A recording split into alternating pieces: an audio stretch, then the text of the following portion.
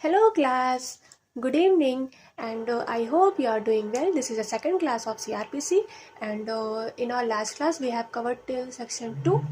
हाँ, आज हम स्टार्ट करेंगे सेक्शन 6 से. ठीक है, तो पहली बात तो ये जो ठीक है इसके लिए सॉरी, ये मेरी आदत है और कोशिश करेंगे कि ठीक है थोड़ा कम यूज़ करें. ओके, तो सेक्शन 2 के बाद जो हमको इम्पॉर्टेंट प्रोविजंस देखने को मिलते हैं वो है चैप्टर सेकंड. ठीक है, जहाँ तो हम स्टार्ट करते हैं अपने चैप्टर नंबर सेकंड से. सेकंड चैप्टर सेक्शन नंबर 6 से लेकर 25A तक दिया हुआ है, जिसमें क्या बताया गया है, constitution of criminal codes and offices.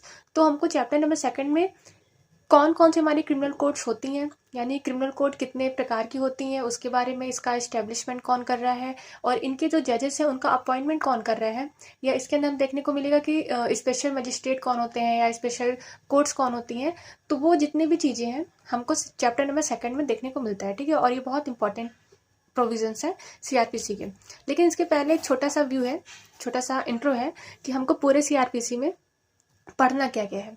तो एक छोटा सा चार्ट है जिससे हम ये एक अंदाज़ा लगा सकते हैं कि हमको भाई 484 सेक्शन में क्या क्या पढ़ना है. सबसे पहले ऑफेंस अगर कोई कमिट होता है तो ऑफेंस के बारे में तो हम आईपीसी में जाएंगे. ठीक, कि कौन कौन से मतलब कौन कौन से ऑफेंस है, उसकी पनिशमेंट क्या क्या है, तो ये हम आईपीसी में पढ़ते हैं. लेकिन अगर कोई ऑफेंस कमिट हो रहा है तो उसका पहला चरण क्या है कि हम यानी जो विक्टिम होते हैं या जो थर्ड पार्टी है, कोई भी जाके first information report police officer यानी पुलिस स्टेशन में दर्ज करवाता है.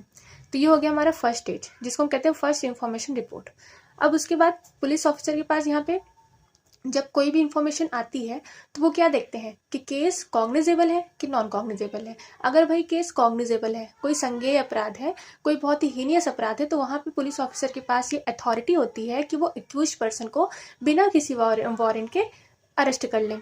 ठीक, जिसके लिए उनको मजिस्ट्रेट से भी कंसेंट लेने की कोई ज़रूरत नहीं है. लेकिन अगर उसी जगह नॉन कॉग्निजेबल ऑफेंस है तो वहाँ पे क्या होगा कि पुलिस ऑफिसर अरेस्ट नहीं कर सकते हैं. उनको भाई अरेस्ट करने के लिए मजिस्ट्रेट का कंसेंट लेना चाहिए, यानी उसका प्रोसीजर अलग हो जाता है. तो अगर पहले तो पुलिस ऑफिसर ये देखते हैं कि कॉग्निजेबल है, नॉन कॉग्निजेबल है, चलो ये स्टेज कंप्लीट हुआ. तब अब उसके बाद क्या स्टार्ट होता है, इन्वेस्टिगेशन.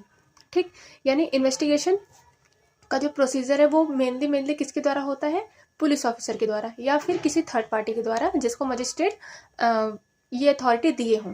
ठीक है, तो इन्वेस्टिगेशन का हो गया. अब उसके बाद हम आते हैं अरेस्ट. तो अरेस्ट हमारे इन्फॉर्मेशन इन्वेस्टिगेशन से ही रिलेटेड होता है, इसका भी पार्ट हमको आगे चल के पढ़ना है. फिर आते हैं चार्ज. अब मान लो भाई कि कोई पुलिस ऑफिसर को ये लग रहा है कि कोई केस हुआ है, उन्होंने अपने पुलिस रिपोर्ट मजिस्ट्रेट के सामने प्रस्तुत कर दिया, सबमिट कर दिया. अब मजिस्ट्रेट तो बाउंड है नहीं पुलिस ऑफिसर से, ठीक है, कि आपने पुलिस रिपोर्ट सबमिट किया और हमने तुरंत ही चार्ज फ्रेम कर दिया. पहले क्या करेंगे, वो कॉग्निजेंस लेंगे. उस जो ऑफेंस हुआ है उसके खिलाफ मजिस्ट्रेट साहब हमारे कॉग्निजेंस लेते हैं. ठीक, 190 में. अब वहाँ पे जैसे हमको आगे चल के देखेंगे कि तीन प्रकार से कॉग्निजेंस लिया जा सकता है. कंप्लेंट केस का अलग है, पुलिस रिपोर्ट का अलग है, सुओ मोटो अलग है. तो वो अलग चीज़ है. अब चार्ज फ्रेमिंग होने के बाद हमारा स्टार्ट होता है ट्रायल. ट्रायल भी हमारे चार प्रकार के ट्रायल हमको सीआरपीसी में बताया गया है, जो कि हमारा कोर्ट ऑफ सेशन है, समन केसेस है, वारंट केसेस है और समरी प्रोसीजर है. तो ये ट्रायल का हम आगे चल के पढ़ेंगे. अब उसके बाद जब ट्रायल का एंडिंग क्या पार्ट है, जजमेंट. ठीक, यानी अगर कोई जजमेंट आ जाता है, कोई डिसीजन आ जाता है, तो हम ये सोचते हैं कि हमारा ट्रायल कंप्लीट हो चुका है. यहाँ पे अब जजमेंट में या तो कन्विक्शन होगा या तो एक्विटल होगा. ठीक, लेकिन मान लो अगर कोई पार्टी है, नहीं वो डिसीजन से नहीं खुश है, नहीं सेटिस्फाई है, उसको लग रहा है कि डिसीजन गलत दिया हुआ है या फिर से इसको क्या कहते हैं रिवीजन करना चाहिए, तो वो कोर्ट ऑफ अपील के पास जा सकती है. और उसके साथ साथ वो रेफरेंस और रिवीजन, तो ये तीनों जो हमारे हैं वो जजमेंट के बाद वाले पार्ट में, यानी ये मिसलेनियस में आ जाते हैं. तो इसका भी पार्ट हमको आगे चल के पढ़ना है. फिर उसके बाद आता है हमारा एग्जीक्यूशन. अब एग्जीक्यूशन किसका होगा, जो हमारे जजमेंट में जो डिसीजन दिया गया है उसका एग्जीक्यूशन होता है. तो ये भी हमको आगे चल के पढ़ना है. फिर आता है बेल प्रोविज़न. तो बेल 437 436 से लेके जितने भी आगे प्रोविज़न है हमको बेल से रिलेटेड मिलते हैं. तो बेल यहाँ पे तो पहली बात ये है कि ये पोस्ट अरेस्ट भी होता है, प्री अरेस्ट भी होता है, ठीक है। तो बेल हमको पहली बात तो पूरे ट्रायल में ही देखने को मिल जाता है, तो बेल का प्रोविज़न भी आगे चल के पढ़ना है। फिर आते हैं हमारे मिसलेनियस प्रोविज़न, जिसमें कि जैसे इनहेरेंट पावर्स हो गया, इरेगुलरिटीज़ हो गया, तो ये सब हमारे लास्ट में देखने को मिलेगा। तो इतना छोटा सा ये चार्ट लग रहा है, लेकिन हमको यही सब हमारे पूरे 484 सेक्शंस में पढ़ना है, ठीक। तो ये इम्पोर्टेंट लगा, इसलिए बताना ज़रूरी था। फिर हम आते हैं अपने सेक्शन नंबर 6 में, जिसमें क्या है, classes of the criminal codes. तो पहली बात तो ये सेक्शन ही बहुत ज़्यादा इंपॉर्टेंट है, जिसमें हमको ये बताया गया है कि अकॉर्डिंग टू सीआरपीसी हमारे कितने क्रिमिनल कोड्स होंगे। इसका पहली लाइन क्या है, बिसाइड्स द हाई कोर्ट्स, ठीक है। तो हाई कोर्ट को सबसे पहले साइड रख दो, क्योंकि हाई कोर्ट में जो होता है सिविल और क्रिमिनल दोनों ही हमारे प्रोसीडिंग्स यहाँ पे चलाए जाते हैं। तो ये एक तरफ से देखा जाए तो ये हमारे क्रिमिनल कोर्ट्स में भी आते हैं, ये हमारे हाई कोर्ट्स में भी आते हैं। तो सबसे पहले यही बता दिया गया है कि हाई कोर्ट्स को साइड करके इसके अलावा हम देखें तो हमारा जो हाईएस्ट क्रिमिनल कोर्ट्स है वो कौन क्या है, कोर्ट ऑफ द सेशन है। सेकंड पोजीशन पे क्या है, judicial magistrate of first class and any metropolitan area metropolitan magistrate. मतलब फर्स्ट हाईएस्ट कोर्ट हमारा है कोर्ट ऑफ सेशन, इसके अंडर में कौन आते हैं, JMFC यानी judicial magistrate of first class. और अगर कोई मेट्रोपॉलिटन एरिया है जहाँ की जनसंख्या 1 मिलियन से ऊपर है, जहाँ की पॉपुलेशन जो है वो 1 मिलियन से ऊपर है, उसको मेट्रोपॉलिटन एरिया डिक्लेयर कर देते हैं, ठीक है। तो उस एरिया में जो मजिस्ट्रेट बनते हैं उनको मेट्रोपॉलिटन मजिस्ट्रेट बोला गया है, जिसको इक्वल माना गया है JMFC के, यानी जो इनकी पावर्स होती हैं वो इक्वल होती हैं। थर्ड में क्या है, judicial magistrate of second class, ठीक। अब फोर्थ में क्या है, एग्जीक्यूटिव मजिस्ट्रेट। तो कंफ्यूजन कहाँ आती है कि क्या एग्जीक्यूटिव मजिस्ट्रेट जो होते हैं वो भी क्रिमिनल कोड्स में इंक्लूड है कि नहीं है। तो अकॉर्डिंग टू 6 इंक्लूड होते हैं। अब जैसे एग्जीक्यूटिव मजिस्ट्रेट को हम normally as a judicial authority नहीं देखते हैं, ठीक। जैसे DM हो गया, SDM हो गया, तो ये क्या है, हमारे एग्जीक्यूटिव मजिस्ट्रेट है और इनको जुडिशियल अथॉरिटी नहीं दी हुई है। लेकिन अकॉर्डिंग टू 6 CRPC जो है वो ये बताता है कि एग्जीक्यूटिव मजिस्ट्रेट भी हमारे क्रिमिनल कोड्स में इंक्लूड होते हैं। ये हो गया हमारा सेक्शन नंबर 6। 7 में क्या है, इतना इंपॉर्टेंट नहीं है, लेकिन ये टेरिटोरियल डिवीज़न के बारे में बताया जा रहा है। तो इसमें समझने वाली बात ये है कि मान लो एक स्टेट है, हमारा राज्य है, राज्य कई सेशन डिवीज़न में बटे होते हैं, ठीक। और जो सेशन डिवीज़न होता है वो कई डिस्ट्रिक्ट में बटा होता है, और जो डिस्ट्रिक्ट होते हैं वो कई सब डिवीज़न में बटे होते हैं। तो ये ऐसे इनका डिवाइडेशन होता है, और ये जो डिवाइडेशन होता है ये हमारे स्टेट गवर्नमेंट के द्वारा ही किया जाता है। और स्टेट गवर्नमेंट चाहे तो हाई कोर्ट के साथ कंसल्ट करके इन डिस्ट्रिक्ट को कम या ज़्यादा भी कर सकते हैं। तो ये हमारा सेक्शन 7 में दिया हुआ है। अब 8 में मेट्रोपॉलिटन एरिया, तो ये भी उतना इम्पॉर्टेंट नहीं है, बस इसमें यही इम्पॉर्टेंट है कि जहाँ पे 1 मिलियन से ज़्यादा पॉपुलेशन एक्सीड्स हो जाए, मतलब 1 मिलियन से ज़्यादा पॉपुलेशन हो जाए किसी भी राज्य में, तो उसको हम मेट्रोपॉलिटन एरिया बोलेंगे। और उसमें जो मजिस्ट्रेट अलॉट होते हैं, उसमें जो मजिस्ट्रेट अपॉइंट होते हैं, उनको हम एज अ मेट्रोपॉलिटन मजिस्ट्रेट बोलेंगे। और ये भी काम हमारा स्टेट गवर्नमेंट का होता है। फिर हम आते हैं अपने सेक्शन नंबर 9 में। अब देखो ये इंपॉर्टेंट है, ठीक। इंपॉर्टेंट क्यों है, क्योंकि ये हमको हमारे highest court of the criminal को मतलब highest of the criminal court के बारे में बता रहा है, जो कि हाई कोर्ट से तो सबऑर्डिनेट होते हैं। लेकिन अगर देखा जाए तो एक सेशन डिवीज़न में जो सबसे हाईएस्ट कोर्ट होती है वो हमारा कोर्ट ऑफ सेशन ही है। तो सेक्शन 9 सबसे पहले तो इसका सेक्शन इंपॉर्टेंट है कि कोर्ट ऑफ सेशन दिया कहाँ गया है, सेक्शन 9 में। इसका जो इस्टेब्लिशमेंट होता है, हर सेशन डिवीज़न में स्टेट गवर्नमेंट एक कोर्ट ऑफ सेशन को इस्टेब्लिश करेगी, ठीक। यानी एक कोर्ट ऑफ सेशन का निर्माण कराएगी, और उनके जो जजेस होंगे, उनके जो सेशन जज होंगे, एक ही सेशन जज होंगे, बाकी एडिशनल और असिस्टेंट सेशन जज होते हैं, ठीक है। लेकिन सबका अपॉइंटमेंट कौन करता है, हाई कोर्ट। तो एक ट्रिक ये भी है कि जितने भी कोर्ट होते हैं उनका इस्टेब्लिशमेंट कौन कर रहा है, स्टेट गवर्नमेंट कर रही है। लेकिन उसके अंदर जो जजेस हमारे बैठते हैं, सेशन जज हो गए, एडिशनल सेशन जज हो गए, असिस्टेंट सेशन जज हो गए, अभी हम आगे देखेंगे जुडिशियल मजिस्ट्रेट को, तो इन सब का अपॉइंटमेंट कौन कर रहा होता है, हाई कोर्ट ही कर रहा होता है, ठीक है। तो इसमें मतलब ज़्यादा इधर उधर करने की ज़रूरत नहीं है, सीधे सीधे अपॉइंटमेंट कौन कर रहा है, हाई कोर्ट। तो सेक्शन 9 में इतना इंपॉर्टेंट है, ये प्रोविजन याद रखिएगा। इस्टेब्लिशमेंट कौन कर रहा है? हमारा स्टेट गवर्नमेंट कर रहा है। और जो हमारे सेशन जज होते हैं, इसके अलावा जो एडिशनल और असिस्टेंट सेशन जज होते हैं, उनका अपॉइंटमेंट किसके द्वारा हो रहा है? हाई कोर्ट के द्वारा हो रहा है। इसके अलावा अगर कोई भी कभी भी ऐसी सिचुएशन आती है जब सेशन जज की सीट वैकेंट हो जाती है, यानी मान लो वो बीमार हो गए या वो रिटायर हो गए कुछ टाइम के लिए अगर उनकी सीट वैकेंट हो जा रही है तो काम ना रुके, इसलिए हाई कोर्ट जो होता है वो किसी भी एडिशनल या असिस्टेंट सेशन जज को उनके एज अ सेशन जज अपॉइंट कर देता है कुछ टाइम के लिए, जब तक दूसरे सेशन जज ना आ जाए काम पे। ठीक, तो ये काम भी हाई कोर्ट का होता है।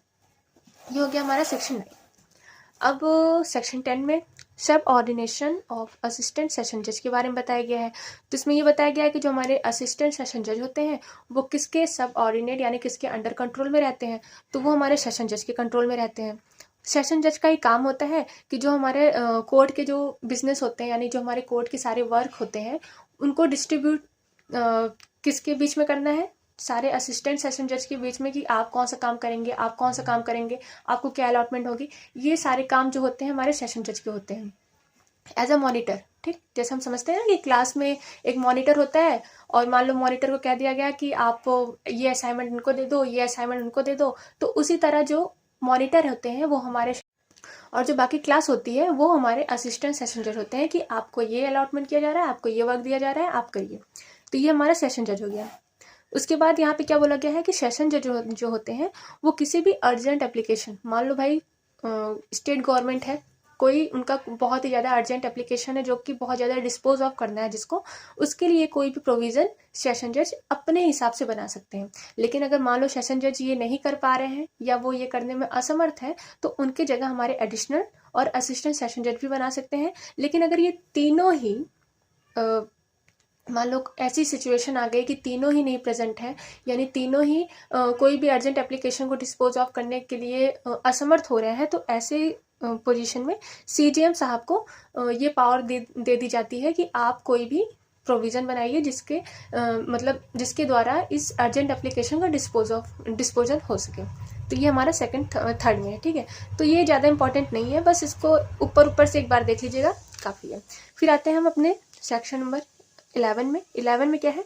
Courts of judicial magistrate. अब यहाँ तक तो हम सेशन जज पढ़े, ठीक, यानी 9, 10, 11 9, 10 दोनों हम session court of the session के हिसाब से पढ़े। अब 11 में हमको जुडिशियल मजिस्ट्रेट कहा जाता है, यानी जेएमएफसी, जेएमएससी, इनके हिसाब से पढ़ना है। तो सबसे पहले तो कोर्ट, भाई हम पहले ही जान चुके हैं कि कोर्ट का इस्टेब्लिशमेंट कौन करता है। तो जेएमएफसी का, जेएमएससी का जो इस्टेब्लिशमेंट होगा कोर्ट का वो हमारे स्टेट गवर्नमेंट के द्वारा ही होगा, लेकिन after consultation of the high court, high court से परामर्श लेने के बाद स्टेट गवर्नमेंट कोर्ट का निर्माण करवाती है। ठीक, इसके अलावा एक ये भी प्रोविज़न में एक दे दिया गया है कि स्टेट गवर्नमेंट चाहे तो हाई कोर्ट से परामर्श लेके एक या एक से अधिक स्पेशल कोर्ट को भी इस्टेब्लिश करवा सकती है किसी भी स्टेट में, यानी किसी भी डिस्ट्रिक्ट में। भाई स्पेशल कोर्ट का मतलब क्या होता है? स्पेशल कोर्ट जैसे हमको पॉस्को से रिलेटेड हो गया, ठीक, DV act, domestic violence act से रिलेटेड हो गया। तो इनके लिए क्या होता है कि कभी कभी स्पेशल कोर्ट्स बनवाई जाती हैं ताकि इनका जो ट्रायल है वो स्पीडी ट्रायल हो सके, जल्दी इन केसों को जल्दी सुना जा सके। ठीक है, इसलिए स्पेशल कोर्ट्स बनवाए जाते हैं। और ये किसके द्वारा बनवाए जाते हैं? अगर स्टेट गवर्नमेंट सही समझ रही है कि हाँ इसकी ज़रूरत है तो वो हाई कोर्ट का परामर्श लेके एक या एक से अधिक स्पेशल कोर्ट बनवा सकती है। ये हमारे प्रोवाइजो में दिया हुआ है। अब इसमें भी वही है कि भाई जो जेएमएफसी होंगे, जो जेएमएससी होंगे, यानी इन कोर्ट्स में जो भी प्रिसाइडिंग ऑफिसर्स हैं उनका अपॉइंटमेंट कौन करेगा? High court. यानी अपॉइंटमेंट से रिलेटेड जितने भी काम हैं सारे हाई कोर्ट के अंडर में हैं। और इनकी जो पावर होगी वो कैसे होगी? एज अ सिविल जज, यानी सिविल कोर्ट के जैसे ही इनकी पावर होगी। और इनको पावर कन्फर कौन करेगा? हाई कोर्ट करेगा। ये हो गया हमारा सेक्शन 11। अब 12 में सीजीएम के बारे में बताया गया है, एडिशनल चीफ जुडिशियल मजिस्ट्रेट यानी एसीजीएम के बारे में बताया गया है। ठीक है, तो इसमें सबसे पहले तो ये इम्पोर्टेंट है कि जो हमारे सीजीएम होते हैं ये आखिर होते कौन है, क्योंकि इनका तो अलग से हमने नहीं पढ़ा अभी तक क्योंकि हमने अभी तक क्या पढ़ा कि हमारे जो क्रिमिनल कोर्ट्स होते हैं वो होते हैं कोर्ट ऑफ सेशन, जेएमएफसी होता है, जेएमएससी होता है और फिर होता है एग्जीक्यूटिव मजिस्ट्रेट। सीजेएम उन चारों में कहीं भी नहीं दिया हुआ है ना। तो यहाँ पे ये बताया गया कि सीजेएम जो हमारे चीफ जुडिशियल मजिस्ट्रेट होते हैं वो एक्चुअली में होते कौन हैं। तो एवरी डिस्ट्रिक्ट, यानी सबसे पहले तो सीजेएम डिस्ट्रिक्ट के अंडर आते हैं, ठीक। High court shall appoint a chief judicial magistrate of first class to be a CJM. तो यहाँ पे हम क्या जाने कि जो हमारे जेएमएफसी हैं वो हमारे सीजेएम के बराबर होते हैं। कोई भी एक, ऐसा नहीं कि किसी को भी उठा के, ठीक। यानी कई अगर जेएमएफसी हैं तो उनमें से जो सबसे ज़्यादा सीनियर मोस्ट होंगे, यानी जो सबसे ज़्यादा इस चीज़ के लिए एलिजिबल होंगे, तो हाई कोर्ट उनको एज अ सीजेएम अपॉइंट कर देती है। तो यहाँ भी वही चीज़ ना, अपॉइंट कौन कर रहा है? High court. तो हाई कोर्ट में अपॉइंट, अब यहाँ पे अगर हाई कोर्ट सीजेएम को अपॉइंट कर रही है किसी भी जेएमएफसी को, तो हाई कोर्ट ही एडिशनल सीजेएम यानी एडिशनल चीफ जुडिशियल मजिस्ट्रेट को भी अपॉइंट करती है। और दोनों के जो पावर्स होते हैं वो इक्वल होते हैं, ठीक है।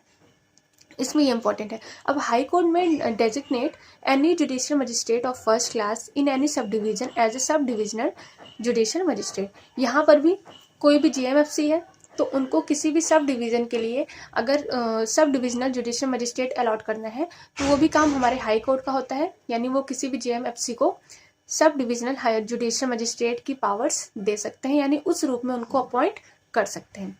तो ये हमारा थर्ड में बताया गया है।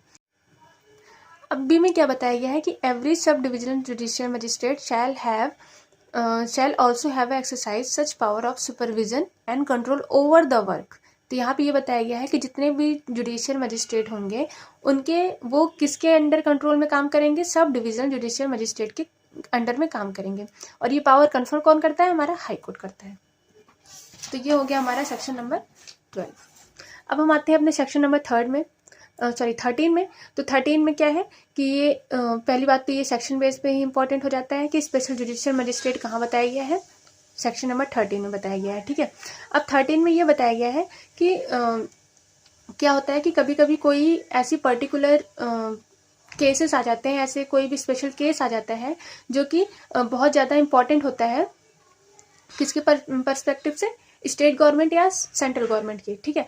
तो ऐसी सिचुएशन में सेंट्रल गवर्नमेंट जो होती है या स्टेट गवर्नमेंट होती है वो हाई कोर्ट से रिक्वेस्ट करती है कि किसी भी जुडिशियल मजिस्ट्रेट को जो कि जेएमएफसी हो, यानी वो फर्स्ट क्लास के भी हो सकते हैं, वो सेकंड क्लास के भी हो सकते हैं, ठीक है। किसी को भी वो as a special judicial magistrate appoint करें जो कि उस पर्टिकुलर केस की सुनवाई करें। तो ये हाई कोर्ट के द्वारा ही अपॉइंट होता है, लेकिन यहाँ पे ये इंपॉर्टेंट है कि requested by central and state government, ठीक। और जो इनका टेन्योर होता है वो होता है 1 साल का, यानी बहुत ही जल्दी सुनवाई करने के लिए इनको अपॉइंट किया जाता है हाई कोर्ट के द्वारा। तो ये होते हैं हमारे स्पेशल जुडिशियल मजिस्ट्रेट, ठीक है। और फिर यहाँ पे यही है कि the high court may empower special judicial magistrate to exercise the power of metropolitan magistrate. यानी अगर कोई मेट्रोपॉलिटन एरिया में ऐसी कोई भी चीज़ें आ जाती हैं तो वहाँ पे जो एसडीएम होते हैं वो हमारे मेट्रोपॉलिटन मजिस्ट्रेट के हिसाब से ही वर्क करते हैं। ये हो गया हमारा सेक्शन नंबर 13। 14 लोकल जुरिडिक्शन, इतना इंपॉर्टेंट है नहीं। 15 में सब ऑर्डिनेशन ऑफ जुडिशियल मजिस्ट्रेट, तो ये भी इतना इंपॉर्टेंट नहीं है लेकिन ये आ जाता है कभी कभी हायर के हिसाब से आ जाता है। तो इसमें ये इंपॉर्टेंट है कि एवरी सीजीएम जो होते हैं हमारे, जो जेएमएफसी को अपॉइंट करते हैं ना, हमने आगे पढ़ा कि जेएमएफसी ही हमारे सीजीएम अपॉइंट होते हैं बाई हाई कोर्ट। तो वो किसके सब ऑर्डिनेशन में होते हैं? सेशन जज, यानी सबसे हाईएस्ट जो पोस्ट होती है वो होती है हमारी सेशन जज की। उसके अंडर में आते हैं हमारे सीजीएम साहब, यानी चीफ जुडिशियल मजिस्ट्रेट और judicial magistrate of first class. और उसके अंडर में आते हैं बाकी अदर जितने भी जुडिशियल मजिस्ट्रेट होते हैं वो लोग आते हैं। तो सेक्शन 15 का आप ये चार्ट याद रखिएगा, इसी से काम हो जाएगा कि सबसे हाईएस्ट पोस्ट होती है सेशन जज की, उसके अंडर में आते हैं हमारे जेएमएफसी यानी judicial magistrate of first class, जिसको हम सीजीएम मतलब अगर हाई कोर्ट अपॉइंट कर रही है तो उनको हम एज ए सीजीएम भी समझते हैं। और उसके अंडर में आते हैं बाकी जो जेएमएससी होते हैं, यानी जो सिविल जज होते हैं, जितनी भी लोअर पोस्ट होती हैं वो सब इनके अंडर में आते हैं, ठीक। तो ये हो गया हमारा सेक्शन 15, इसमें इतना ही इंपॉर्टेंट है। अब आते हैं सेक्शन नंबर 16 में। तो 16 कोर्ट्स ऑफ मेट्रोपॉलिटन मजिस्ट्रेट। यहाँ से हमको मेट्रोपॉलिटन मजिस्ट्रेट की स्टार्टिंग हो जाती है। तो 16 सेक्शन बेस पे इम्पोर्टेंट है। और यहाँ पे जो मेट्रोपॉलिटन मजिस्ट्रेट के जो कोर्ट्स होते हैं उनका भी इस्टेब्लिशमेंट हाई कोर्ट ही करता है, इस्टेब्लिशमेंट स्टेट गवर्नमेंट ही करती है after consultation of the high court. जो उनके प्रिसाइडिंग ऑफिसर्स होते हैं यानी जो मेट्रोपॉलिटन जो मजिस्ट्रेट होते हैं उनका अपॉइंटमेंट किसके द्वारा किया जा रहा है, हमारे हाई कोर्ट के द्वारा किया जा रहा है। और जो जुडिडिक्शन होता है और पावर्स होती हैं जो मेट्रोपॉलिटन मजिस्ट्रेट की, वो पूरे मेट्रोपॉलिटन एरिया में होती है। ठीक, ये हमारा सेक्शन 16 में इतना ही दिया हुआ है। 17 में क्या है, chief metropolitan magistrate and additional chief metropolitan magistrate. जैसे जैसे हम मतलब कहते हैं ना कि एक अभी तक हमने जैसे यहाँ पे क्या पढ़ा, जुडिशियल मजिस्ट्रेट के बारे में, फिर स्पेशल आ गए, फिर सीजीएम आ गए, तो वैसे वैसे हम यहाँ पे पढ़ रहे हैं कि पहले एमएमआई मेट्रोपॉलिटन मजिस्ट्रेट, फिर सीएमएमआई, यानी जैसे हम सीजीएम पढ़े सेम पावर होती है हमारे सीएमएम की, फिर हम आ जाएंगे स्पेशल में। यानी सेक्शन आपको याद हो तो ज़्यादा ये हार्ड नहीं है। सेक्शन 17 में क्या है, सीएमएम चीफ मेट्रोपॉलिटन मजिस्ट्रेट। तो यहाँ पे भी हाई कोर्ट जो होते हैं वो किसी भी मेट्रोपॉलिटन मजिस्ट्रेट को एज अ सीएमएम अपॉइंट कर सकते हैं। ठीक, और साथ ही साथ वो एडिशनल सीएमएम को भी अपॉइंट करते हैं और दोनों की जो पावर्स होती हैं वो इक्वल होती हैं। थोड़े मोड़े मामले में इधर उधर होती है उनकी, बाकी पावर्स उनकी इक्वल ही होती है। जैसे दिया गया, सच मजिस्ट्रेट शैल हैव ऑल और any of the power of a CMM, यानी जो हमारे एडिशनल सीएमएम होते हैं, एडिशनल सीएमएम होते हैं, उनकी भी पावर इक्वली होती है, यही बताया गया इसमें। अब सेक्शन 18 में स्पेशल मेट्रोपॉलिटन मजिस्ट्रेट, जैसे हमने पहले ही जान लिया है। ठीक, स्पेशल जुडिशियल मजिस्ट्रेट में तो यहाँ पर भी वही है कि अगर हमारे सेंट्रल और स्टेट गवर्नमेंट से रिक्वेस्ट आती है हाई कोर्ट को कि कोई ऐसा मतलब केस है जिसकी सुनवाई करना बहुत ज़रूरी है, तो ऐसे कंडीशन में क्या होता है कि हाई कोर्ट किसी भी मेट्रोपॉलिटन मजिस्ट्रेट को as a special metropolitan appoint कर सकते हैं। और इनका भी जो टेन्योर होता है वो 1 साल का होता है, यानी बहुत ही स्पीडी ट्रायल इन केसों में की जाती है। भाई एक ही साल का ट्रायल है। वैसे तो यहाँ देखा जाए तो ट्रायल तो बहुत लंबा चलता है ना, नॉर्मल अगर हम देखें, लेकिन यहाँ पे एक टाइम लिमिट बता दिया गया है कि कोई भी केस हो उसको आपको 1 साल के अंदर ही डिस्पोज ऑफ करना है, यानी यहाँ पे टर्म ही बता दिया गया है। तो ये होते हैं हमारे स्पेशल मेट्रोपॉलिटन मजिस्ट्रेट, जिनका अपॉइंटमेंट भी हाई कोर्ट ही करती है। फिर आते हैं अपना सेक्शन 19 में। यहाँ पे भी सब ऑर्डिनेशन ऑफ मेट्रोपॉलिटन मजिस्ट्रेट बताया गया है। तो इसकी हायरार्की ये है कि सबसे बड़े जो होते हैं हमारे वो होते हैं सीएमएम एंड एवरी एसीएमएम, तो बराबर होते हैं एंड। ठीक, यानी जो हमारे सीएमएम होते हैं और एसीएमएम होते हैं वो इक्वल होते हैं, जो कि किसके सब ऑर्डिनेशन में होते हैं, सेशन जज। तो यहाँ पर भी सबसे हाईएस्ट जो पोस्ट होती है वो हमारी सेशन जज की ही होती है। अब सेशन जज के अंडर में आते हैं हमारे सीएमएम, फिर आते हैं और एसीएमएम, और फिर उनके अंडर में आते हैं हमारे जो असिस्टेंट सीएमएम होते हैं, यानी उसके जितने भी लोअर पोस्ट में जो हमारे जजेस होते हैं वो उनके अंडर में आते हैं। ठीक, तो इसमें इतना इम्पॉर्टेंट है, बस ये याद रखिएगा, इससे काम हो जाएगा। तो जो सीएमएम होते हैं वो एडिशनल सीएमएम के इक्वल होते हैं। तो ये हो गया हमारा सेक्शन 19। अब आते हैं हम अपने सेक्शन 20 में, एग्जीक्यूटिव मजिस्ट्रेट। तो अब इसको हम अपने नेक्स्ट क्लास में, नेक्स्ट सेशन में इसको कवर करेंगे। ठीक है, तो आज हमने कहाँ तक पढ़ा, मेट्रोपॉलिटन मजिस्ट्रेट तक। और आई होप कि आपको ये समझ में आया हो और यूज़फुल हो। तो अगर मेरी वीडियोस आपको अच्छी लग रही हैं तो please like, share and subscribe. और अगर कुछ भी इधर उधर हो रहा हो तो उसको कमेंट करके बताइए, and I will try to correct it. Thank you.